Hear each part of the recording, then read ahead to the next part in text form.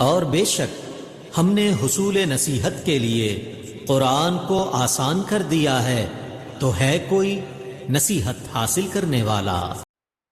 بسم اللہ الرحمن الرحیم۔ السلام علیکم ورحمۃ اللہ وبرکاتہ۔ اقرا جواہر القرآن کی تجوید کلاس میں آپ سب کو خوش آمدید۔ آج کی کلاس میں ہم مشکل ترین وقف سیکھنے جا رہے ہیں۔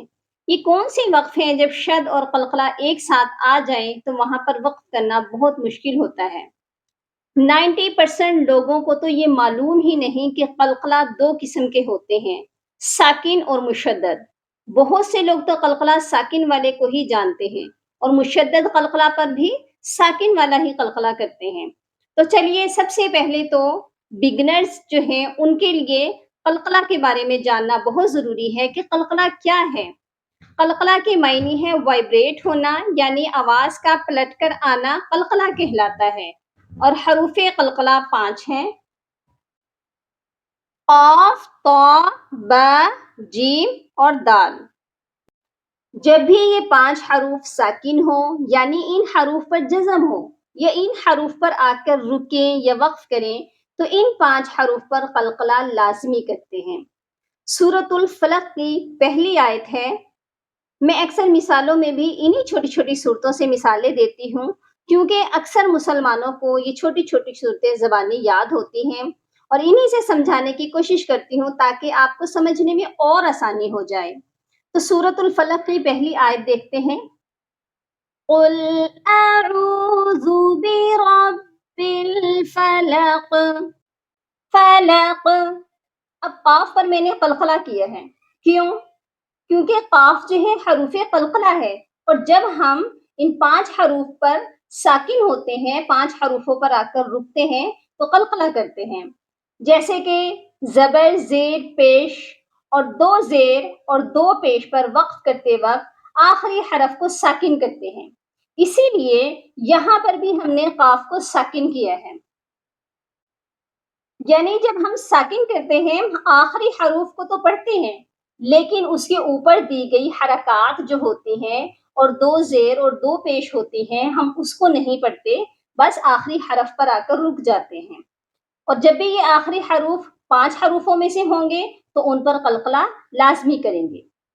ایک اور آیت ہے، سورہ اخلاص کی آیت لیتے ہیں: قل هو اللہ احد۔ دال پر جب ہم آ کر رکے، ہم نے وقف کیا، ہم سٹاپ ہوئے تو ہم نے کیا کیا؟ دال پر قلقلہ کیا۔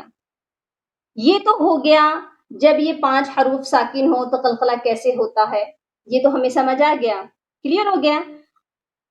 اب مین پوائنٹ کی طرف چلتے ہیں کہ جب بھی یہ 5 حروف مشدد ہوں تو وقف کیسے کریں، یعنی کہ یہ حروف قلقلہ بھی ہیں، مشدد بھی ہیں، اس پر قلقلہ بھی کرنا ہے، ہم نے سختی بھی کرنی ہے اور قلقلہ کرنا ضروری بھی ہے، تو مشدد والا قلقلہ کرنا سیکھتے ہیں۔ سورۃ اللہب کی فرسٹ آیت ہے، اس پر 90% لوگ ساکن والا ہی قلقلہ کرتے ہیں۔ کیسے؟ وَتَب۔ آپ دیکھیں وَتَب جو لفظ ہے جب ادھر وقف کریں گے تو زبر کا وقف ہے تو با کو ساکن کریں گے، جبکہ اس پر مشدد کا سائن تو پہلے ہی ہے، مینس کہ ہم نے اس کو ساکن بھی کرنا ہے اور مشدد بھی کرنا ہے، اور حروف قلقلہ ہے تو قلقلہ بھی کرنا ہے۔ مشدد حروف کے بارے میں جانتے ہیں، مشدد حروف سختی سے پڑھے جاتے ہیں اور 2 بار پڑھے جاتے ہیں۔ اسی لیے دیکھیں پہلے ہم نے با کو تا کے ساتھ سختی سے ملانا ہے، تب، پھر با کو دوبارہ پڑھنا ہے، ب، اس طرح یہ سختی والا قلقلہ ہوگا، وَتَب، وَتَب۔ میرے ساتھ ساتھ آپ بھی اس کی پریکٹس کیجئے، وَتَب۔ اس کو کبھی بھی وَتَب، تب ڈھیلا والا قلقلہ نہیں کرنا، اس پر سختی سے قلقلہ کرنا ہے، وَتَب۔ اوکے جی، اتنا سمجھ آ گیا۔ اسی صورت کی ایک اور مثال لیتے ہیں۔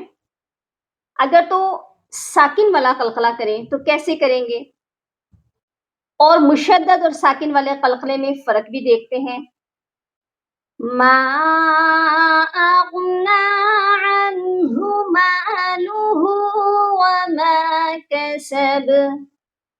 اب اس کے با کے اوپر تشدید نہیں ہے، یعنی کہ جب ہم یہاں پر رکے ہیں تو ہم نے صرف با کو سائلنٹ کرنا ہے، ساکن کرنا ہے بس. اور اس پر ہم نے بہت ہی آسان طریقے سے قلقلہ کرنا ہے، ساکن والا قلقلہ. کسب.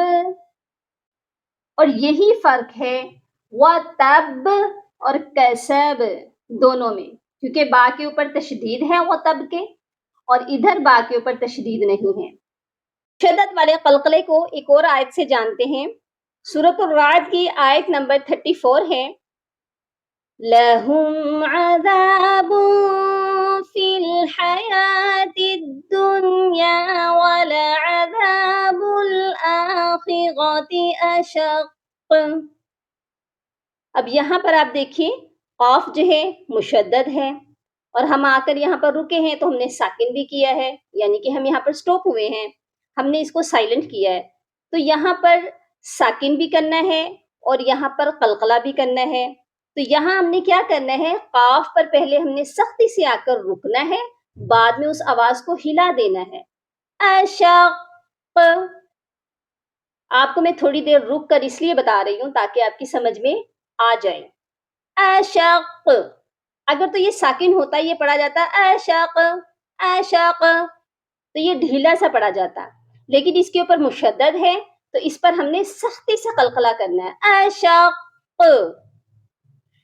وَمَا لَهُم مِّنَ اللَّهِ مِن وَاقٍ. اب دیکھیے واق پر میں نے سائلنٹ کیا ہے، واق پر میں نے ساکن والا قلقلہ کیا ہے، وہاں پر بڑا ڈھیلا سا قلقلہ کیا گیا ہے کیونکہ وہاں پر مشدد کا سائن نہیں ہے. تو یہی ان دونوں قلقلہ میں فرق ہے. امید ہے آپ کو آج کا لیسن بڑے اچھے سے سمجھ آ چکا ہوگا، تو اس کی بہت زیادہ پریکٹس کریں تاکہ آپ کے بھی ساکن اور مشدد والے قلقلہ کے جو ڈیفرنس ہیں وہ کلیئر ہو جائیں. جزاکم اللہ خیرا کثیرا. اپنا بہت سارا خیال رکھیے گا. فی امان اللہ.